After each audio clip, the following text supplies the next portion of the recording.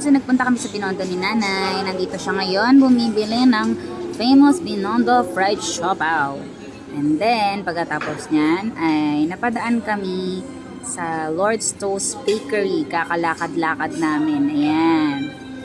Ayan. Tapos bumili kami ng sobrang sarap na egg tart na hindi ko na video kasi ubos agad. Kaya hindi na nakapag-review. Ayan, kitang-kita mo naman, ang ganda, ang sarap ng kanilang mga egg tart. Sobrang crispy, pero ang creamy ng filling. Ayan, bili-bili girl.